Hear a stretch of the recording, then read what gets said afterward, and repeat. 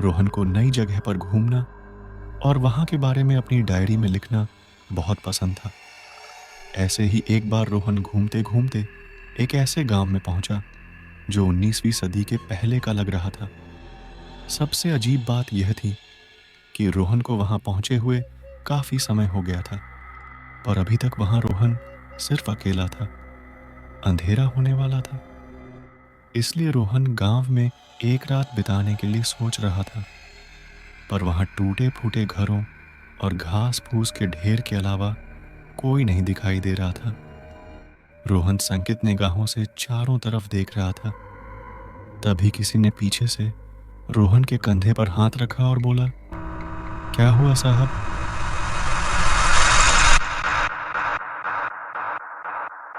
रोहन चौंक गया। जहां इतनी देर टहलने के बाद भी कोई नहीं दिखा था, अचानक ये कौन है जिसने मेरे कंधे पर हाथ रखा? रोहन सहम सा गया और धीरे धीरे पीछे घुमा तो देखा एक उसी के हम उम्र का एक नौजवान रोहन के सामने खड़ा था। उसने दोहराया, क्या हुआ साहब, आप किसे ढूंढ रहे हैं? बोलते हुए रोहन की जुबान लड़खड़ा गई। किसी को नहीं, मैं तो यहां नया हूं और रात के लिए आसरा ढूंढ रहा था। नौजवान मुस्कुराया और बोला, कोई बात नहीं, आप बिल्कुल सही जगह आए हैं। मेरा घर पास ही में है, आप मेरे घर में रह सकते हैं। कहने के साथ ही वह आगे बढ़ गया। रोहन अभी भी वही खड़ा था। नौजवान ने पीछे मुड़कर देखा और बोला, क्या हुआ साहब, चलिए। रोहन सकपकाया और उसके पीछे चलने लगा। थोड़ी दूर जाने पर रास्ते में एक गेट दिखा जिस पर ताला लगा हुआ था। नौजवान बोला, अरे मैं तो गेट की चाबी लाना ही भूल गया, आप यहीं रुकिए, मैं चाबी लेकर आता हूं। और वह वापस जाने लगा। रोहन ने जैसे ही पीछे देखा तो जो नज़ारा उसने देखा, रोहन को अपनी आंखों पर विश्वास ही नहीं हुआ।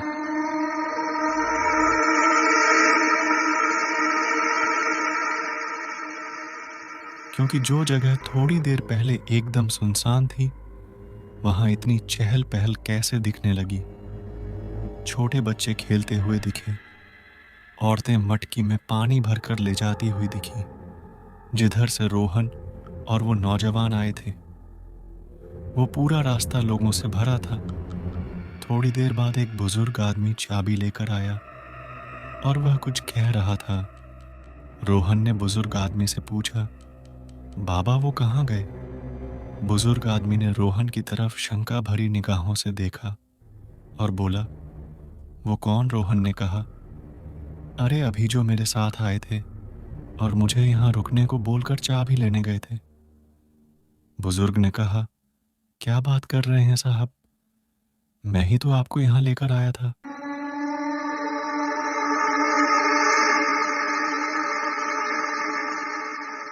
रोहन की आंख खुली रह गई और वह पसीना पसीना हो गया।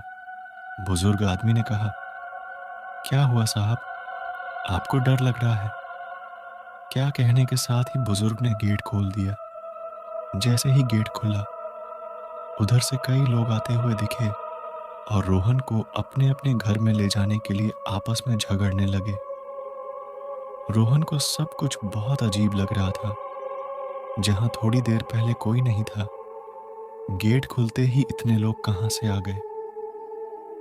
उनके चेहरे भी कुछ अजीब लग रहे थे और उनका पहनावा तो जैसे किसी विरासत की देन लग रहा था।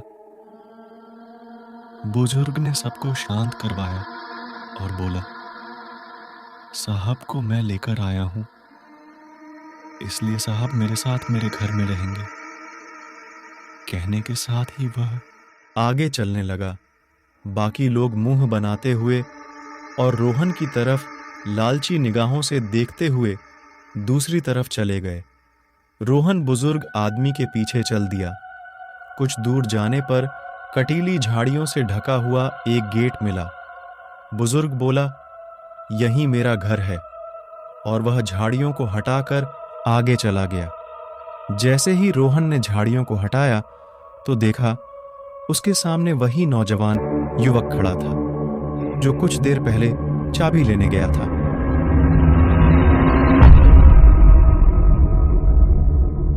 वह बोला, आओ साहब, यही मेरा घर है।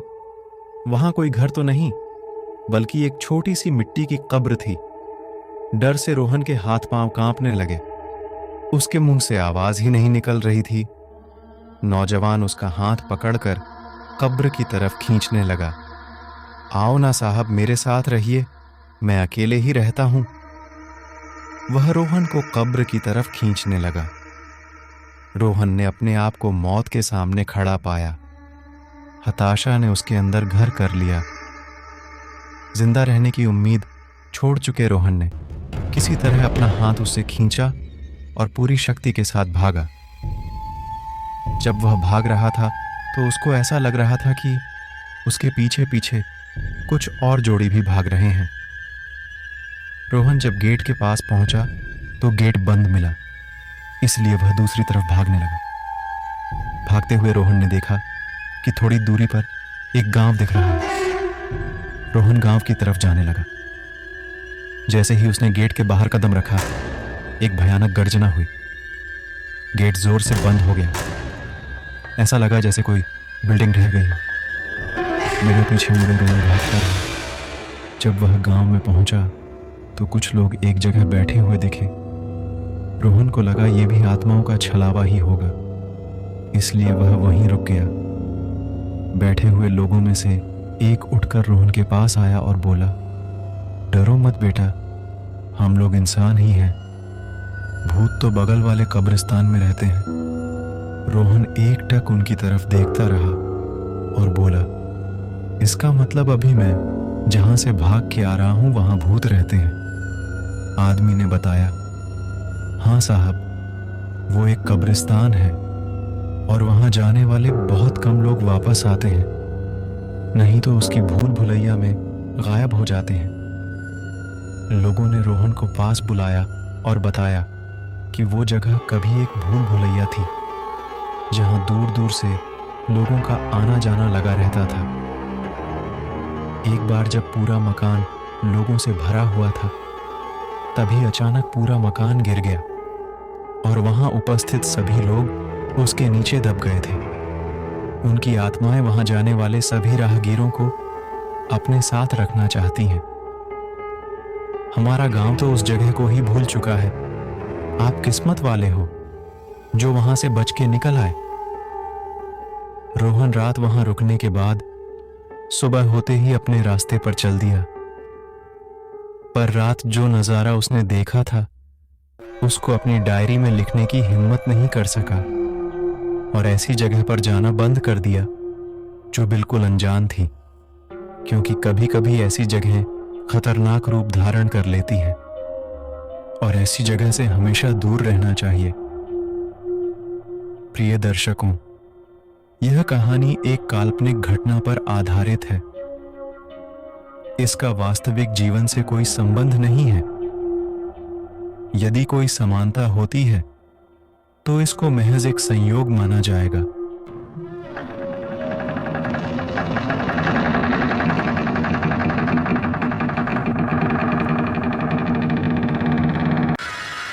दहशत एक ऐसी चीज है जो हमारे अंदर का डर जगाती है।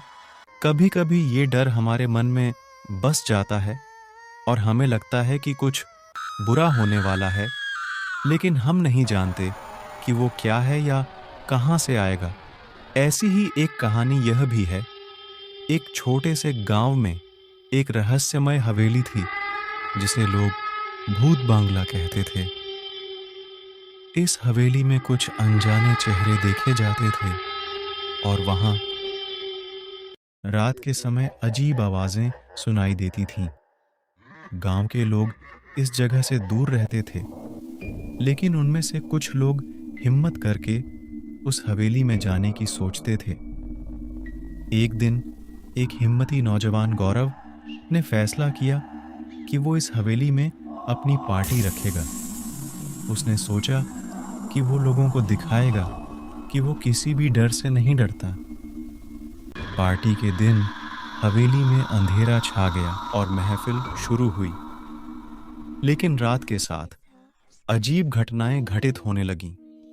किसी ने ठोकर खाई, कोई आवाज आई और फिर अंदर से कुछ टूटने की आवाज सुनाई दी।